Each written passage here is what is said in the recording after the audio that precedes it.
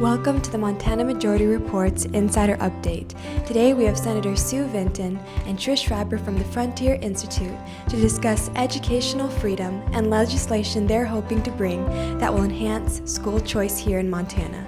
Listen in. Hello, I'm Senator Sue Vinton. I represent Senate District 20 in Yellowstone County. I have served in the House of Representatives for 4 sessions and am now in the Senate, where I serve on the Education Committee, the Judiciary Committee, and the Natural Resources Committee. I'm here today to bring you some information about some exciting education freedom bills that we will be hearing in our legislature this session. I'm going to also introduce now Trish Schreiber from the Frontier Institute, and Trish will fill you in on this big bill for education freedom. It's called the MAPS bill. Trish? Thank you, Senator, for having me here today. Yes, I'm with the Frontier Institute as their Senior Education Fellow, and my background is in special education. The title I used was Educational Therapist, which means that I worked in private practice as an educational entrepreneur. And now I am volunteering my time with the Frontier Institute, and we've spent a good bit of the last year developing the Montana's Academic Prosperity Program for Students, MAPS. And we're really excited for people to learn about it. Right. For those that want to follow, we don't have a bill number yet because it's just being dropped today, but we will be having a bill number on it next week, and it's going to be heard in House Education on the 31st. That's Friday the 31st in House Education, 3 o'clock in the afternoon. Trish, can you tell us a little bit about the MAPS bill and what it does? Sure. Well, right now, Montana is in a stage of transition, as you know, when it comes to education freedom. Last session, you had 3 school choice bills, which were very successful. One is our tax credit scholarship, known as Big Sky, and that's for public and private schools to issue tax credits for donations for, on the private side, scholarships for students, on the public side, to help the districts use that money to do something that they need right there at home. And we raised the aggregate as a state last session, so thank you for that. Sure. You also carried the Special Needs Equal Opportunity Education Savings Account and Community Choice Schools. So those 2 are not yet quite fully available to families in Montana.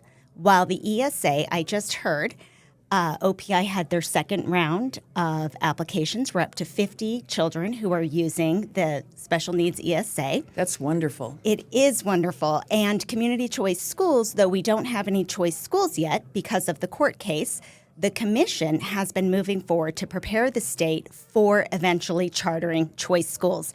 And they're making enormous progress in implementing the law. So we're getting there, but the families still don't have access to true education freedom in the sense that they're having to pay out of pocket still in order to access an education of choice for their children in case they need something different than the school they're zoned to. Right, and I was so excited about this MAPS bill because as a parent of 4 and grandparent, I know that public education or the school that is nearest your home might not be the right choice for all families, and that there's so many other opportunities that could be available to fit the individual needs of every student. And I think that that is what this MAPS bill does, is it gives families and students the opportunity to pursue an education that best fits their style of learning and their needs. Would you agree with that? Absolutely. And it's really hard to predict, especially at the government level, what it is that a family needs. Families often don't know until they're in the situation and they realize whatever we have organized right now, our first guess, is not actually working for one of our children. And they need to have the flexibility to be able to move around. So MAPS gives families that flexibility. Participation in MAPS is 100% voluntary. You do not have to use MAPS if you don't want to. But if you do, there are 2 points of entry for families. So there's a donation side that's very similar to our current tax credit scholarship, where people will make donations that will eventually go for education assistant accounts. And businesses as well, and right? Businesses and people can make a donation and then get a tax credit. And that tax credit will just be applied to your taxes. So it'll start to even out over time in doing that. And that site is open for families that are at 500% federal poverty level or lower. And then the other point of entry is a personal use tax credit for the families. So if you're above 500 FPL, then you can use it for your own taxes. So if you want to pay for educational expenses out of your own pocket at the end of the year, if you have the tax credit, you can basically write those off on your taxes by turning in your credit. So you're paying up front, yes, but then when you file your taxes the next year, you won't have to pay your state taxes. And it's up to your own tax liability or the cap, which is the statewide base budget divided by the total enrollment of students. So it comes out to be about $7,200 per student per tax year. And that's significant. It really is, because for a family that has a student that might need a special instructor or a special mode of being educated, that type of funding can certainly go a long way to helping them to obtain what they need for their student. It really can. And what's so terrific about MAPS, and this was not easy to do. This took a lot of work and going through the laws in order to make this happen. But we made it so that it's available to families so that they can still participate in the public schools as long as they're not over half-time enrollment. There are quite a few families out there homeschooling now who do participate maybe in a chemistry class for high school where it's easier to have a lab and therefore access your public school, but you really want to homeschool for everything else. So those families would be allowed to do that with MAPS. And the whole point is that the Constitution, our goal is that all students the legislature will create a system of education for all students. Right. And that's what we're trying to do here is allow families to fully access the whole system, whether it's private or public.